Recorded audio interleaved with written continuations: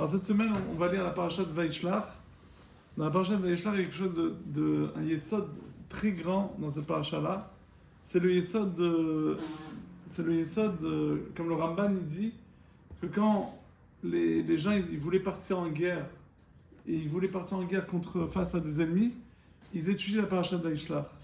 Ils étudient la paracha de Vaishlach parce que c'est la négociation et on apprend comment parler. Trois choses. La diplomatie. Voilà, exactement. Très bien. C'était le mot que je voulais sortir.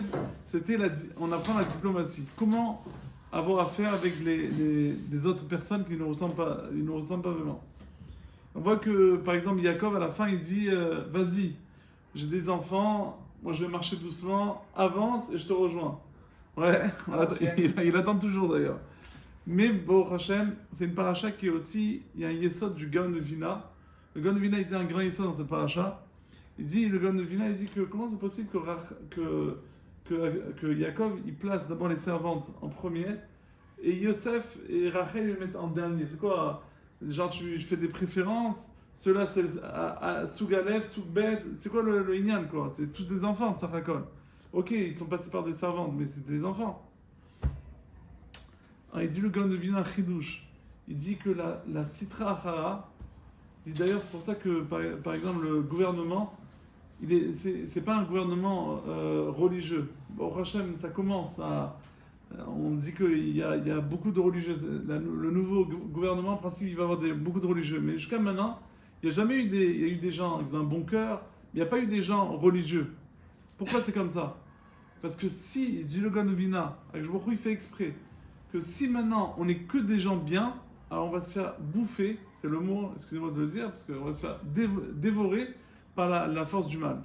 Esav, il aurait mis toute sa puissance, il n'aurait pas laissé partir Yaakov, il aurait mis toute sa puissance pour tuer Yaakov. Et je vais vous le montrer de plusieurs endroits. Il y a un chidouche, un news de cette année-là, que par exemple, dans la paracha, on voit quelque chose de très intéressant. On voit que Avraham, il a voulu creuser des puits. Avimelech, il vient, il lui bouge tous ses puits. Après, Yitzhak, il a aussi creusé des puits, il se fait boucher. Après, tous ils se barrent. Après Yitzhak, Yaakov, il se fait attaquer par un malach, par le malach de Esav. Aussi, il y a la poussière qui monte dans le shko. Qui c'est Kavod écrit? Pas la poussière, mais comme ça, écrit Avak. C'est quoi ce inyan là? C'est quoi tous ces inyanim de bord, de Avimelech? Alors j'ai vu un chidouche du Rav du Mishkelov, il dit comme ça, il dit que, en fait, Avimelech, c'est la gematria de 103. Ouais. 103, c'est une sorte de force de force de mal. Ça s'appelle la gematria de 103. Quelque part, Avimelech, il y a écrit qu'il a regardé Yitzhak et Rivka, Bachalon, il les a vus, et il a commencé à contempler qu'est-ce qu'ils sont en train de faire, genre. Il pensait que Yitzhak, c'était un fou, qu'il embrassait sa femme ou il faisait des autres choses devant la fenêtre comme ça. C'est sûr qu'il y avait des rideaux. S'il avait envie, en plus un invité, il y a de la halakha, tout ça. C'est sûr que il faut pas comprendre la Torah comme c'est écrit. Ok, il est rentré et qu'il a écrit qu'il a vu et ça lui a donné envie. C'est quoi cette vision là que Avimelech voulait faire à Yitzhak et à Avraham et le Satno? Il dit comme ça, en fait, Avimelech, il a envie de mettre ses yeux, c'est-à-dire que c'est pas qu'il a vu vraiment, c'est qu'il s'est fait des films. Il a dit Yitzhak et Rivka, waouh, qu'est-ce qu'ils doivent faire? Il a commencé à se faire des films et c'est-à-dire quoi? En pensant du mal, il arrive à quelque part à faire passer du mal, essayer de rentrer du mal pour essayer de déconnecter Yitzhak de Hachem. Comme ça il dit. Il dit ça, le Inyan aussi des Borod. Avimelech, c'est Gematria 103, rappelez-vous, 103. Avimelech aussi, il essaye Avraham, il creuse des puits. C'est quoi les puits? C'est le shoresh, c'est toute la racine, ouais. Il sait qu'Avraham, il a envie de creuser, de se rattacher, de se connecter bien, et de mettre la Emouna bien dans le monde. Il essaye de mettre du mal. Et la même chose, le malach de Esav, qu'est-ce qu'il fait? Il y a écrit que Avak, c'est quel gematria? C'est aussi 103. Intéressant, 103. La Avak, elle montait jusqu'au Kisa Kavod. C'est quoi ce Avak?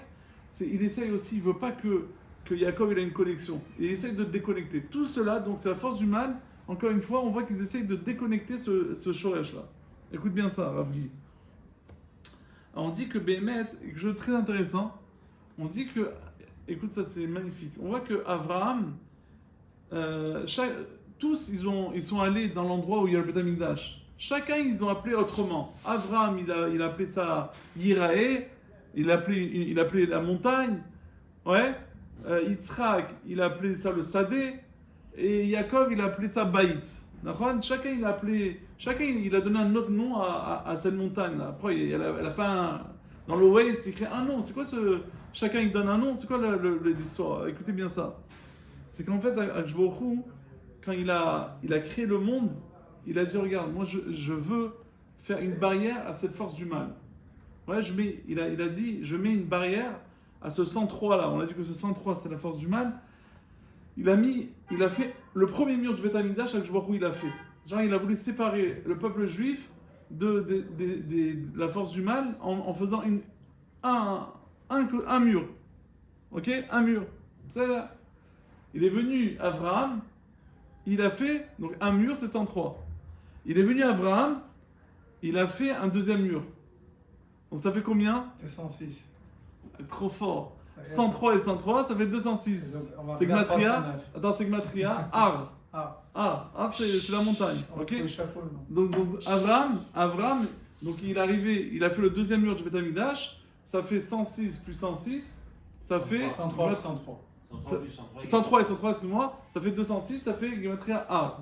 Donc déjà, c'est pour ça qu'il a appelé Ar, il a appelé l'endroit de Beth Amikdash Ar. Il est venu Yitzhak, il a fait le troisième mur. Donc 309. C'est quoi 309? Gematria Sadé. Sadé, donc c'est le Sadé. Donc il est venu lui mettre encore une barrière pour essayer de se dispatcher, de se délimiter des goïms. Il est venu Yaakov. Baït 412. Il a fait le quatrième mur, c'est 412, c'est Baït. Il a fait mode. Très bien. Maintenant, ce qui nous manque, c'est quoi? Et non, c'est le toit, mon frère.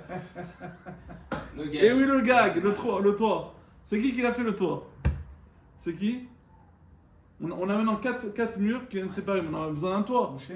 Il a fait Moshe Rabbeinu. Makesha Moshe Rabbeinu. Moshe Rabbeinu aussi. Ah ouais, ce que j'ai oublié de dire aussi. Ah, c'est pour ça. Ce que j'ai oublié de dire que tous ils ont eu un rapport avec des borod, avec des borod Avram, avec les borod, Yitzhak les borod, Yaakov les borod, et Moshe Rabbeinu aussi avec quand il allait chercher sa Yitro, il y avait des bords. Et les Rohim, il écrit que les Rohim aussi dans le Midrash, il écrit que les Rohim aussi ils ont voulu, qu'est-ce qu'ils ont, pourquoi il a voulu ces Rohim là, qu'est-ce qu'il a, ouais, et c'est ça que aussi Yaakov aussi, qu'est-ce qu'il a fait? Il dit au berger, qu'est-ce que vous faites là? C'est pas le moment de ramasser, c'est pas le moment de glander. Maintenant, le moment c'est d'aller travailler. C'est quoi là, la cigarette, le café? Ils attendaient tout le monde. Alors qu'est-ce qu'il a fait? Il a dit bon allez, et puis Tom il ouvre le puits il donne à Rachel. C'est quoi l'histoire là? Il a compris que les Rohim il enlève la force du mal, toute cette force du mal il les enlève et il veut donner à Rachel. Il veut que Rachel elle soit unique. Il rend pure Rachel et lui donner à elle.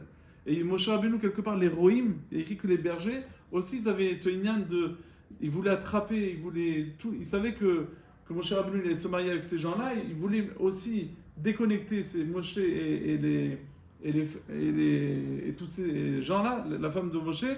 Donc Moshe Rabbeinu aussi il avait un inyan de faire le gag. Et gag c'est Gematria combien? Si on rajoute 412, si on rajoute 106, 7. Hein? Gag. Gag. Gimel.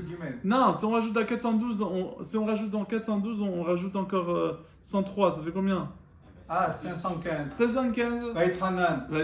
Il a fait mode. Vaïtranan à Hachem. Il a fait mode. 515 filotes que Moshe Rabbeinu il a fait. C'est quoi les 515 filotes qu'il a fait Moshe? Tout ça c'est pour justement pour unifier. Et Bémet, maintenant pour revenir à ce qu'on a dit, c'est-à-dire que le Inyan, c'est qu'on est en galoute. On est parti, les Bnei Israël sont partis plein de fois en galoute. On est parti en galoute, et tout ça, maintenant, Léat, on voit tout ce que Yaakov, il est parti. Quand il est parti en galoute, nous aussi on est parti en galoute. Et maintenant, putain, on revient. Il y a un rave qui m'a dit, mais vous voyez pas avec vos yeux tout ce qui s'est passé avec Yaakov. Maintenant, Yaakov il est revenu. On est en train de revenir là maintenant. vous voyez pas que tous les juifs, ils ont fait l'Aliyah, ils sont fous les juifs, ils sont malades. Il y a plein au Beth Midrash, regardez, des gens qui viennent, ils n'ont pas de parnassa ici. Ils n'ont pas de parnassa, encore ceux qui sont à la retraite, encore à Herchéou. Des gens, ils font l'Aliyah, mais vous êtes fous. En France, il y a les aides, il y a les allocations. Et les types, ils étaient bien assis, ils arrivent, ils n'ont plus de travail, les gens. Et ils viennent en Israël. Makara, vous êtes fous. Bon, Israël, mais qu'est-ce que tu as vu dans Israël? Et bon, c'est pas tous des grands tzadikim qui veulent Israël, quoi. Sinon on va habiter à Bnei Brak, tu vois. Ce matin, j'étais à Bnei Brak, bon, j'ai vu qu'il y avait une différence, quoi. La majorité des gens, ils avaient un téléphone cachère. Bémet, tu as honte de sortir. Si tu as un téléphone pas cachère, tu as honte de le sortir, quoi. C'est-à-dire qu'à Bnei Brak, tu sentais une doucha. C'était pas la doucha du Yerushalayim, mais tu sentais. N. Mais ça racole, tu vois que les gens, ils veulent venir en Israël, pas toujours pour la doucha. C'est sûr qu'ils veulent, mais c'est pas toujours. Ils veulent habiter en Israël. Pourquoi? Pas parce qu'on a peur. Il y en a qui n'ont pas peur. On veut venir en Israël. Mais pourquoi tu veux venir en Israël? Qu'est-ce qu'il y a de mal en France? Ouais. Par contre, j'ai parlé à des Américains. J'ai la famille américaine.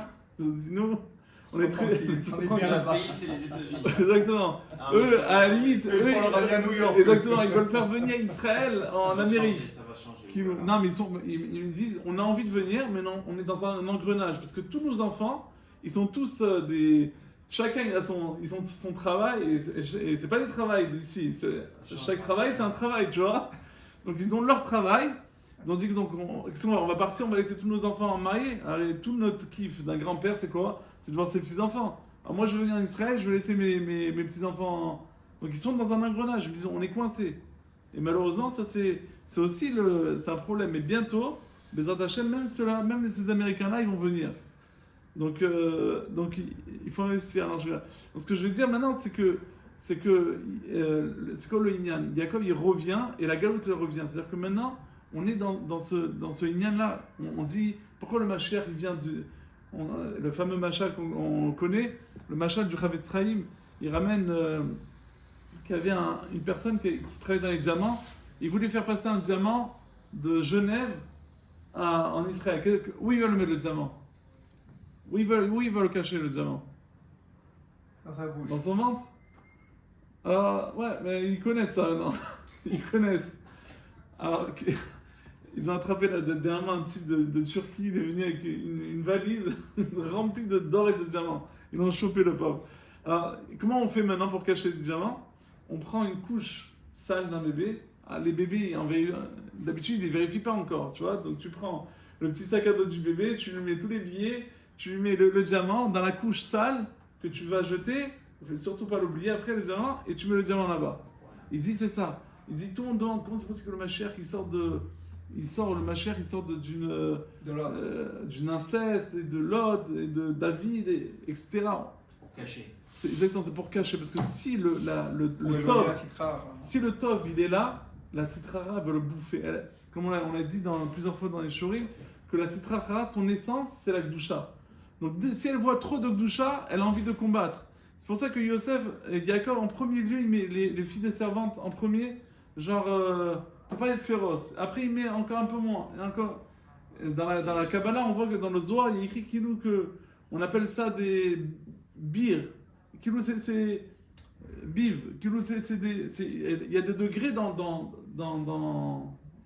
la stracha. Et quand la stracha, elle voit que il n'y a pas que la gdusha, il y a aussi la saleté, elle se calme, elle dit bon, c'est bon, je me calme. Mais s'il y avait il a mis Yosef et Rachel en premier, ça serait mal passé, et il y aurait eu la kata, la guerre, entre Yaakov, elle n'aurait jamais fini, et on ne sait pas où on soit arrivé. C'est ça tout le lien de cette paracha-là. On apprend un grand yesod pour nous calmer un peu. Toujours j'ai cette question-là, mais pourquoi Hachem ne fait pas que Raphaël Kanevski, c'était lui le Rosh Hashanah, c'était lui le président?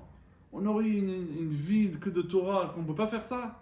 On arrive en Israël. Pourquoi les Juifs ne sont pas d'accord qu'il y a un rabbin? Quand ils ont un problème, ils viennent chez le rabbin. Ils viennent chez le rabbin pour donner une bracha. Donc, et tout le monde est d'accord, même les chilonim, ils respectaient, les gens qui s'étaient éloignés, ils respectaient Raphaël Kanevski. On met Raphaël Kanevski, lui, le président, c'est lui qui décide, tout le monde va à Yeshiva, on aide les Bachou Yeshivot, on aide l'Avrechim, on aide les gens qui travaillent, on aide les familles, le Shabbat, il soit Shabbat, il n'y a pas de bus. Pourquoi il n'y a pas ça? Pourquoi on ne fait pas que tout Israël, pas que Kiryat Sefer, tout Israël soit religieux? Parce que, justement, c'est ça que la paracha nous apprend. Que si c'était comme ça, tous les Umot Haolam, tous les peuples, ils nous auraient bouffé. Déjà qu'ils nous aiment pas, ils veulent nous manger. Ouais.